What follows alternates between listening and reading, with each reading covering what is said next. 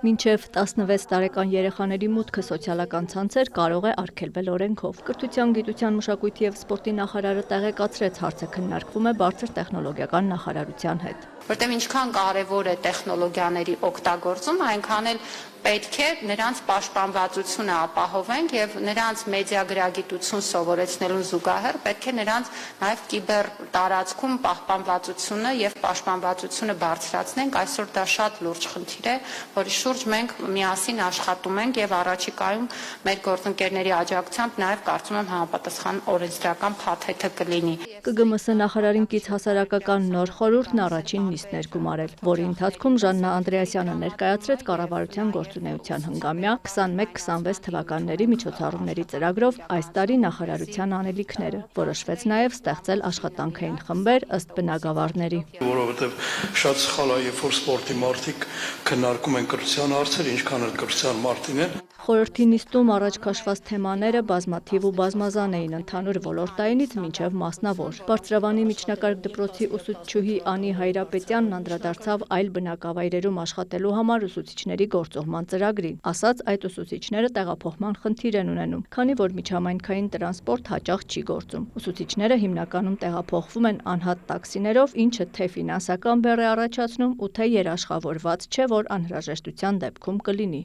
Արդյոք նախատեսում են լավարկումներ, միևնույն ժամանակ ունեմ առաջարկ, ոչ թե ֆինանսավորում տրամադրել ուսուցիչներին, որպեսզի կազմակերպի, ինքնակազմակերպեն, այսպես ասած, եւ հասնեն իրենց աշխատանքի վայրեր, այլ կուզենայի, որ դպրոցներ ունենային որոշակի տրանսպորտային միջոցներ, քանի որ սա կծառայեր ոչ միայն ուսուցիչների տեղափոխման համար, այլ հենց այդ նույն սահմանամերձ եւ մինչեւ 100 աշակերտ ունեցող գյուղերի աշակերտները ունեն հնարավորություններ մասնակցելու համայնքներում կազմակերպվող մշակութային միջոցառումների, նույնիսկ աբոնեմենտային ծրագրերից օգտվելու հնարավորություն ունեն, որտեղ բացակայում է միջհամայնքային տրանսպորտը։ Մենք հենց այս պահին հայտարարել ենք մրցույթ 35 ավտոբուսների ձեռքբերման եւ գիտեք մեր կրթահամալիրների քաղաքականությունը, որը նախատեսում է, որ պետք է տարբեր բնակավայրերի համար հասանելիությունը որակյալ կրթությանը մեծանա։ Ուսուցիչների ատեստավորման արդյունքում նրանց վարձատրությունն էապես ավելացել է, իսկ արդյոք նման ատեստավորումներ կլինեն նաև գրադարանների ու թանգարանների համար։ Քանի որ գիտենք իրենց վարձատրությունը նույնպես շատ ցածր է, մինչև անգամ 75,000 դրամ աշխատավարձ ստացող աշխատակիցներ կան եւ դա հավատացեք չի մոտիվացնում